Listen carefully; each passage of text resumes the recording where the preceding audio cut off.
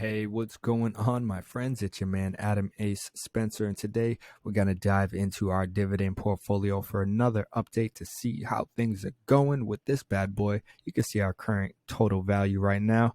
But before we dive in here, I want to dive into this article, just share with you 7 dividend increases that you may have already seen or will see in a very short near future. Because this article, it shares 9, I think, technically, but we're not going to dive into on 9. But payouts continue to remain robust overall in 2021. Dividends of U.S. companies have increased by 3.5% from a year before, a record performance as payouts totaled nearly $523 billion. My friends, this is a lot of money that is flowing in dividends.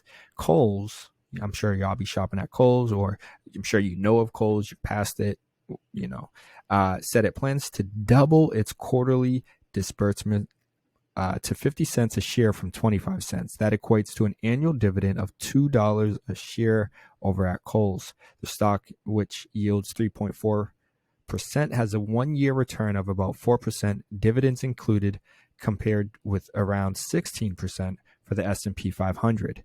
Now, Best Buy, I'm sure you guys know Best Buy, electronics retailer, declared a quarterly payout of 88 cents a share, a 26% boost from 70 cents. The stock, which has a 1-year return of 13%, yields 3.2%. General Dynamics defense contractor said it will pay a quarterly dividend of $1.26 a share. That's about a 6% increase from $1.19. The stock, which yields 2.1%, has a 1-year return of about 45%. And that marks the 25th straight annual, I think it's supposed to say this. That marks the 25th straight annual dividend increase for them. We have Domino's Pizza. They declared a quarterly dividend of $1.10 a share, up from 94 cents for a 17% hike. And the stock, whose 1-year return is about 22%, yields 1.1%. Waste Management. This actually is one of the companies I have in another personal portfolio that I don't share on this channel. But so that's how I actually came across this article. Waste Management said it plans to raise its quarterly disbursement to 65 cents a share from 57.5 cents. That's an increase of 13%. The stock yields 1.7%, and it has a 1-year return of about 36%. Ross Stores said it plans to boost its quarterly payout to 31 cents a share from 28.5 cents. That's an increase of nearly 9%. The stock, which yields 1.4%, has a 1-year return of around minus 15%. And lastly, that I'm going to share with you guys is Hess, which declared a quarterly disbursement of 37.5 cents a share, up 50% from 25 cents. The exploration and production company stock has a 1-year return of about 50%, and it yields 1.5%. So, hey, a lot of these companies in here might, with the way the stock market currently is performing, these might be companies that you want to consider adding into your portfolio right now. Or at least, if you believe in any of these companies, they sound like companies that'll be around for the long term. Do take a dollar cost averaging approach, similar to what we're doing with this portfolio on this channel, doing a small amount on a consistent basis to build up a large portfolio, a large holding of any of these companies. Like I said, I actually personally have Waste Management in another one of my portfolios, and that's how I was just doing my research, my proper due diligence, and making sure I'm staying up to date on everyone. And came across this article. I figured, hey, let's share this with my audience before we dive into our portfolio update, because there are a lot of well-known companies in this article that you guys are familiar with, and might want to consider investing in them and adding them into your portfolio. If, in fact, you do think, hey, not only do I shop there, maybe you work there, or again, you just happen to travel by them frequently, and you can see the inflow of customers and whatnot, that might be a good opportunity or someone for you to consider diving more into to do a little more research that you could consider adding to your portfolio. Now, recently I've been making, a lot of content talking about paying yourself first. And, you can see, paying myself in a Roth IRA, pay yourself first. I know there was another one somewhere. Maybe the title doesn't say it, but I spoke about it frequently in the video as well. But in any case, the goal with this portfolio is building it up and utilizing this money towards, whatever sort of goal you have in mind. And maybe it's just like, hey, I just want another kind of retirement account. Maybe you already have your Roth IRA, maybe you have your 401k, a SEP, what have you. And this could just be another account, or maybe this is something going towards a specific goal. You want to buy a car. This is going towards a house. Whatever you decide, you should, definitely get the ball rolling sooner than later and get your money to work for you. The whole concept of paying yourself first is really all about just making sure you have a small amount or large amount of money, or, whatever you can afford based off of your budget, that you can insure. And it should be, as, they might suggest in The Richest Man in Babylon, for example, 1/10 of your kind of annual,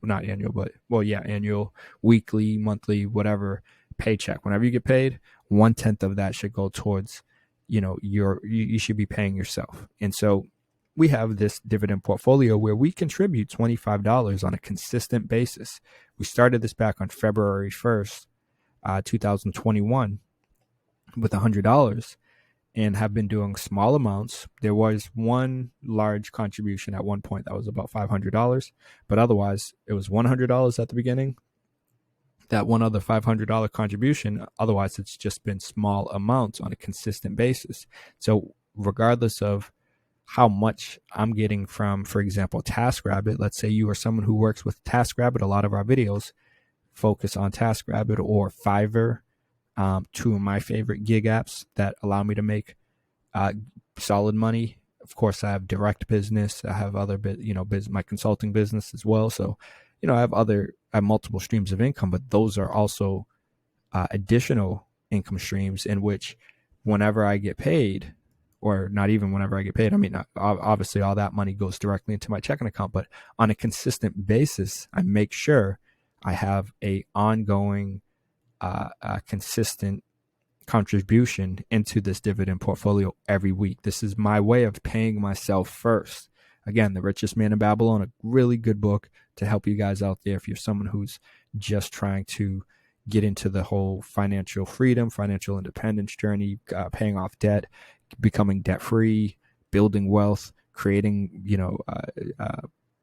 generational, I don't know if I want to say generational wealth, but essentially setting yourself up where you'll be good down the road, right? That's the goal. No one wants to be completely in debt. You don't want to have bad debt, as they say, but you don't want to be in a situation where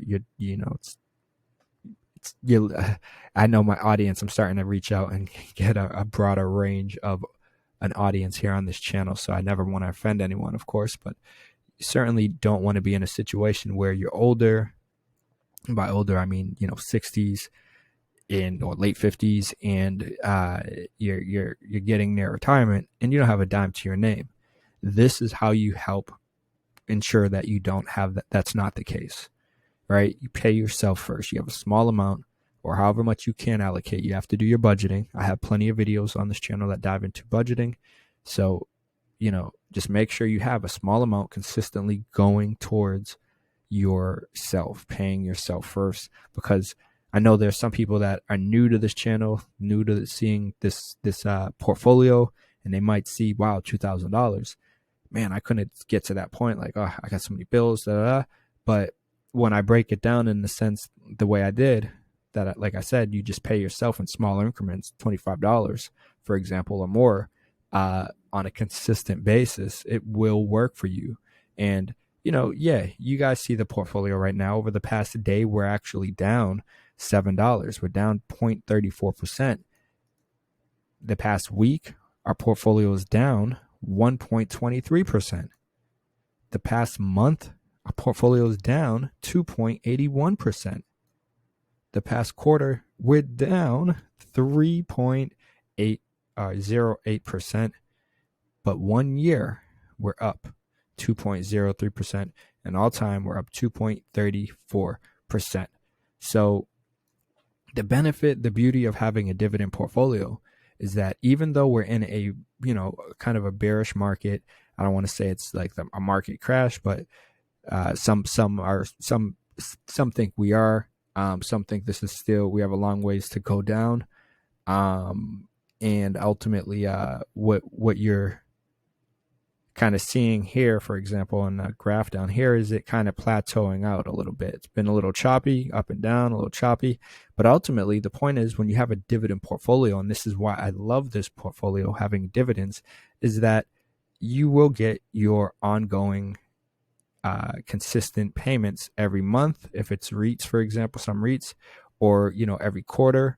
And it, in this case, actually, despite our market gains being negative $30, meaning the stock price has fluctuated so much, and ultimately, and we'll dive down and see what companies are performing well and whatnot, but ultimately, where, if we only had stocks in our portfolio that didn't pay dividends, we'd be down $30 right now. But since we have dividends, they've actually amounted to over how much we were down on the market gain aspect, and gives us a total gain of $30, basically $29.73. So our current value of our portfolio, as you guys can see, is $2,054.53, which I am happy with this. I'm loving this. If we had our money just sitting inside of a savings account, this would not be what we are currently looking at. It would be less. Savings accounts. Well, actually, let me take that back, because it depends. Well, no, it would be, yeah. Well, so I actually have my digital credit union account, which they pay you, is it 5%? I think it's 6% on the first $1,000. So after the $1,000 though, it goes down to like nothing. So my point is, usually it goes down to what like most banks pay, which is like 0.01%, or like you know what I mean, like basically nothing. And so you want to get your money to work for you in the long term. And the beauty of this is it's growing larger and larger. So eventually the amount of dividends that we'll be getting, that we'll be earning, will be much greater than where we are now, because we'll have more shares accumulated. And so even if we are in a market where this continues to plateau, maybe it continues to go down a bit, right? Maybe the market goes down even more. Well, we'll be buying these good companies, and let's dive and see who's in our portfolio, which if you're new here, you'll get a look for the first time.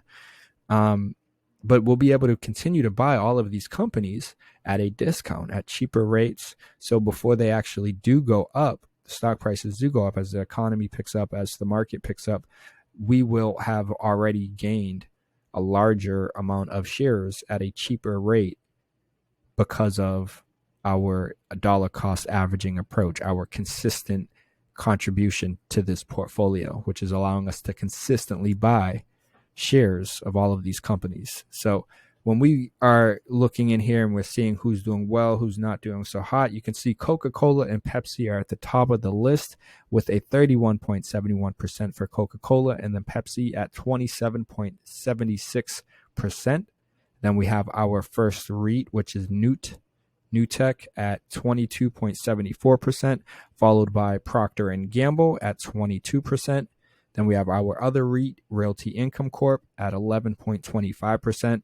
Johnson & Johnson is here at 10.17%, and Verizon Communications at 5.76%.